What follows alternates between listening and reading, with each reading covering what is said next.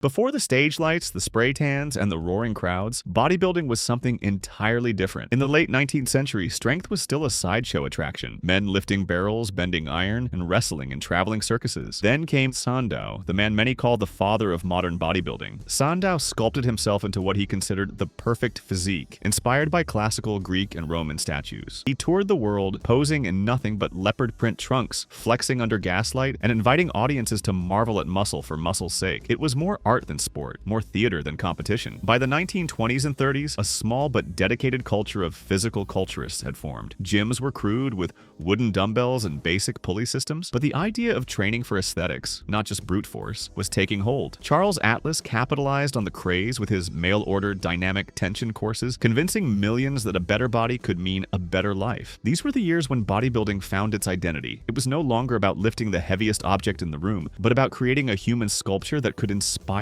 awe, and soon, it would step into the spotlight as a competitive sport. World War II had ended, and with it came a wave of optimism and physical revival. In America and Europe, bodybuilding started moving from underground hobby to legitimate sport. The post-war boom meant more leisure time, better nutrition, and, crucially, the rise of organized competitions. The Amateur Athletic Union began hosting Mr. America contests, giving muscle men an official stage and a reason to push their physiques beyond anything seen before. Figures like Steve Reeves emerged, tall, symmetrical, with a look that seemed carved out of marble. Reeves was not only a champion, he became a Hollywood star, playing Hercules and cementing the link between bodybuilding and pop culture. This era also saw the first real gym culture take shape. Legends like Joe and Ben Weider began publishing magazines and selling supplements, spreading training advice far beyond local gyms. Weightlifting equipment improved too, with adjustable barbells, better benches, and the first real cable machines making training more precise and varied. Bodybuilding was no longer a curiosity, it was a lifestyle. Men trained not only for size, but for proportion, chasing the ideal balance of muscle groups. The seeds of the modern sport had been planted, and in the next decade, the golden age would explode into a movement that would define bodybuilding forever. By the 1960s, bodybuilding had found its capital, Venice Beach, California. Known as Muscle Beach, it became the mecca for lifters, posing under the sun with the Pacific Ocean as their backdrop. Here, camaraderie and competition blended perfectly. You might spend the morning training with legends, then hit the sand for an impromptu posing session that drew crowds like street performers. This was the time when bodybuilding's aesthetic ideals were locked in. Symmetry, proportion, and stage presence were everything. Icons like Frank Zane, Sergio Oliva, and Arnold Schwarzenegger became global symbols of the sport. Arnold especially brought charisma and a competitive edge that turned bodybuilding into mainstream entertainment. His battles with Lou Ferrigno and Franco Columbu became the stuff of legend, immortalized in the documentary Pumping Iron. The International Federation of Bodybuilding and Fitness grew rapidly, with Mr. Olympia becoming the crown jewel of competition. Prize money increased, supplement companies multiplied, and gyms popped up worldwide.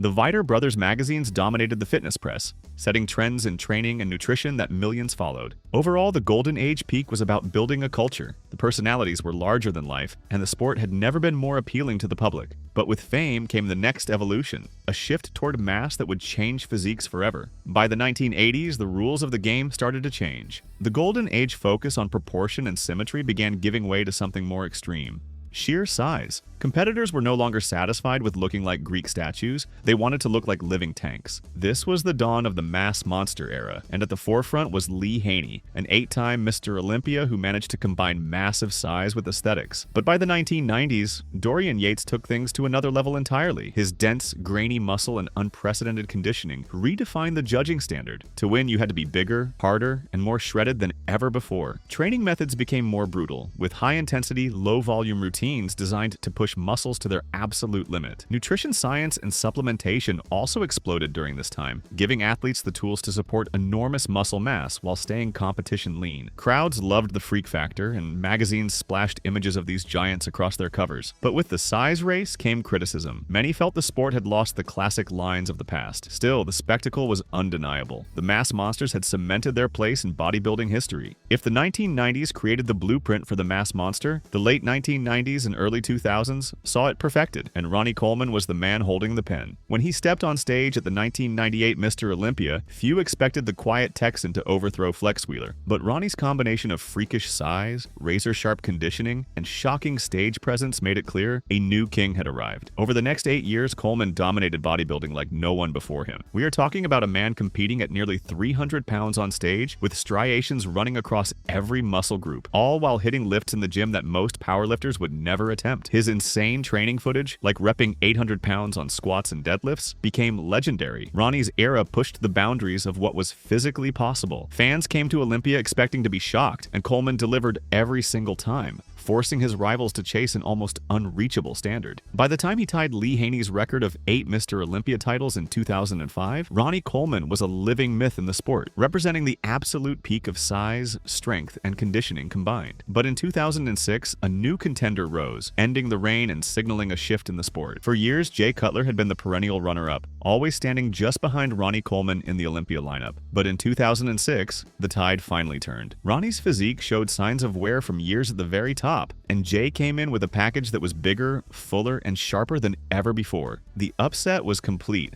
and bodybuilding had a new face. Cutler's physique was the embodiment of controlled mass. At around 270 pounds on stage, he carried an enormous frame, but paired it with balanced proportions and a look that seemed more sustainable than the extreme sharpness of Ronnie's peak. Fans admired his granite-like quads, dense chest, and overall structure that dominated the front poses. Jay's reign was not without drama. In 2008, he lost the title to Dexter Jackson, a shock to many. But in 2009, he came back in historic fashion, becoming the first bodybuilder ever to reclaim the Mr. Olympia crown after losing it. That comeback cemented his reputation as one of the sport's most resilient champions. By 2010, Jay had solidified himself as the face of bodybuilding in the late 2000s, setting the stage for the arrival of a new era. Phil Heath's arrival at the top felt like a changing of the guard in every sense. Known as the Gift, he brought a level of muscle shape, separation, and fullness that many fans had not seen since the days of Flex Wheeler. In 2011, he dethroned Jay Cutler, ushering in a reign that would last 7 straight years. Phil's physique was all about 3-dimensional muscle, round, full muscle bellies that seemed to pop from every angle under the stage lights.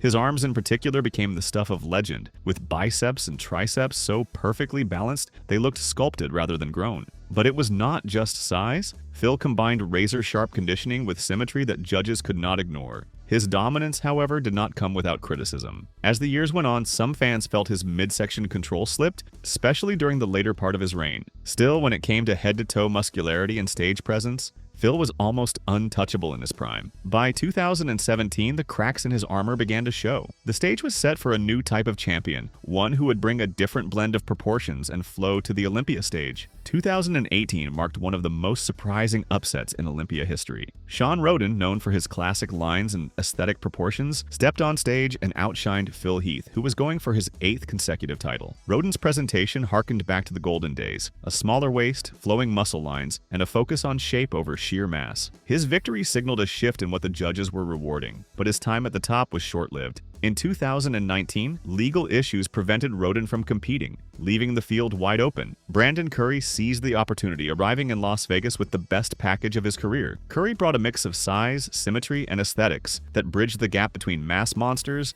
and the streamlined look fans had been missing. While both Roden and Curry were worthy champions, their reigns were seen more as transitional.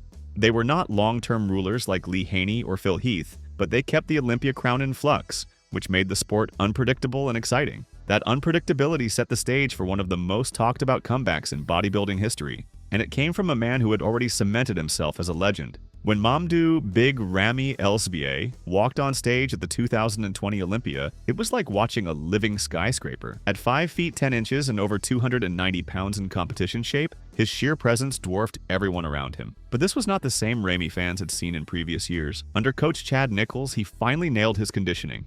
Razor-sharp definition combined with the biggest frame in the lineup, the result was an overwhelming win, ending the back-and-forth debate over size versus aesthetics. Ramy repeated his victory in 2021, cementing his dominance as the sport's ultimate mass monster. His combination of massive delts, barn door back, and tree trunk legs made him nearly untouchable when dialed in. Yet the era also drew criticism from fans who felt the pendulum had swung too far back towards size, with aesthetics and balance taking a back seat. Still, Ramy's reign proved that when you can bring both staggering mass and crisp conditioning, the Olympia title is yours to lose. His back-to-back wins re-established the freak factor at the top of bodybuilding. But in bodybuilding, the throne is never safe for long, and the next era would prove it, with a champion who brought back old-school aesthetics in a way few thought possible.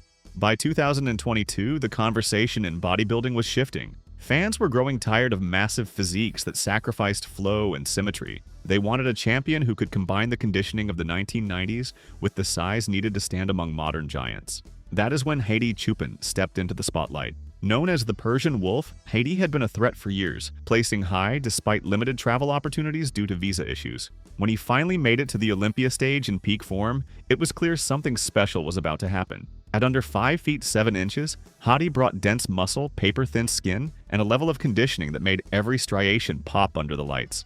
In 2022, he dethroned Big Ramy, proving that detail and balance could beat overwhelming size. In 2023, he returned even better, fighting off an intense challenge from Derek Lunsford in one of the most hotly debated Olympias in recent memory. Hadi's reign represents a blend of eras, the aesthetics of the past and the raw mass of today. His success suggests that the future of bodybuilding may not be about getting bigger, but about getting better. And that future is already taking shape with challengers hungry to redefine the sport once again.